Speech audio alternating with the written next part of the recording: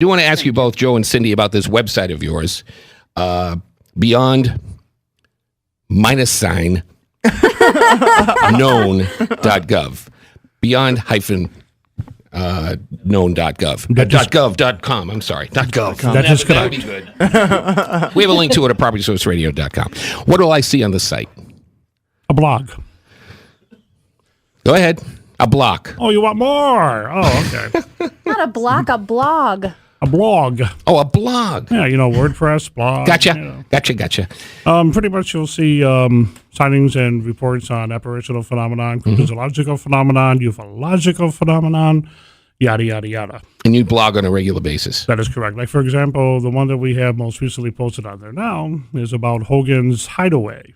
Oh, great restaurant. Park Ave? It's on it. And I've actually got 3 collaborating photographs of, I guess you could call them full-bodied apparitions from the site. Wow. To actually help to collaborate my claim and officially certify the joint. Mm-hmm. There's that Rochester slang, joint. Yes. That the place is haunted. That's what we do. Do the owners of Hogan's... I sent them an email. And how do they feel about this? Well, from what I've heard, they have been well aware for the longest time that the place has a charm about it. That's a good way to put it. Yeah. You know there is another haunted restaurant in town, do you not? I'm sure there's several, but I don't necessarily make mention of them publicly because I really can't afford that many lawsuits per year. Well, listen, you're clear here because we talked about this with some folks who've been involved with the place. The Brighton on East Ave is known to be haunted. Cindy's going, yeah, you've heard about this? I actually have not heard about it, but we go past it quite a lot, and you can feel it. You can? Well, I can. The third, what do you feel? Because they say the third floor there is, it doesn't get in the way of having a good time at the restaurant, right? But it's always fun dinner conversation when you're there. What do you feel? It's kind of hard to explain other than you get a feeling of spirits being there, of spirits watching you. Occasionally you feel like spirits are reaching out to talk to you or to connect with you on some level to let you know, hey, we're here and we want to talk to you. We want to talk to somebody and let them know what's going on. Is it like a magnetism? Is it head turning or you just feel like a vibe? It's kind of magnetism / vibe. Mm-hmm. Wow. And it can happen anywhere. Now, relating to our Property Source news a little while ago, Alex read an article where home remodeling can stir up potentially phenomenons. I don't know. Is that the right? That's basically what it said. And, basically that if you disturb some aspect of your home that may have been haunted at one time, you can. Can you elaborate on any of that, Cindy? Well, actually, we were contacted by a woman. I actually work with her. And she had asked us to please come out, just check the house out. Come to find out that they had done a huge remodeling job on the house. And boy, did it woke some spirits up. Really? Really? And yeah. And started bothering the homeowners where they weren't bothered prior? Definitely. Wow, that's kind of scary. Definitely. And finally, they finally were able to talk to the spirits. We talked to the spirits. And now they cohabitate very happily. Oh, okay. Does that break code or anything? Yeah. Were you raising your hand, Joe, to elaborate? Yeah, Joe.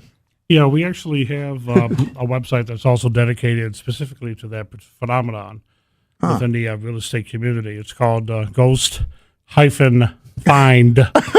Ghost-find.com. We'll link that one up to, if you go to propertysourceradio.com right now, you'll, if not immediately, within minutes, you'll see the link to that one as well. And basically what we do on our off time, when we're not actually conducting research or investigations into the average run-of-the-mill haunting, we are called in by certain unnamed individuals, whether they be part of the real estate community or potential buyers of homes that are allegedly stigmatized by either murders or unfortunate other types of tragedies, which may actually result in a home being haunted and potentially unbuyable.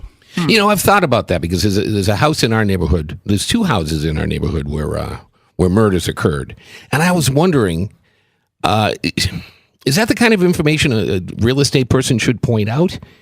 If they know it. Yeah. They should divulge it by law.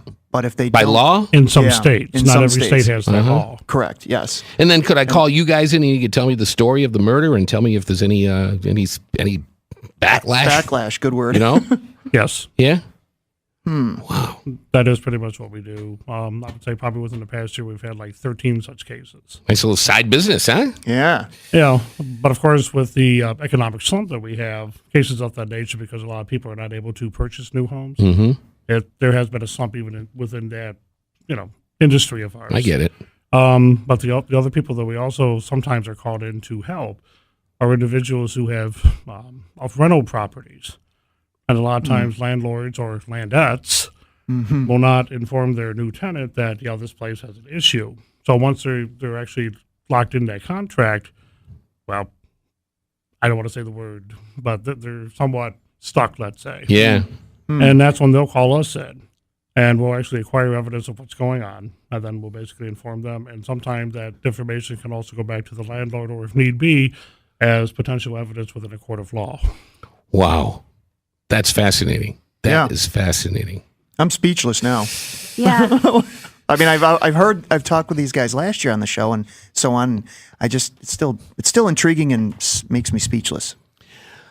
I need a break. I'm going to take a quick break here. When we come back, I'm going to ask you about a building downtown that was said to be haunted. The building's no longer there, and I want to know if the haunting still exists on the site. We're talking about Midtown.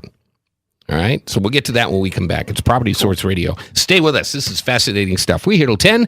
Sports Radio, 950 ESPN, and, of course, PropertySourceRadio.com.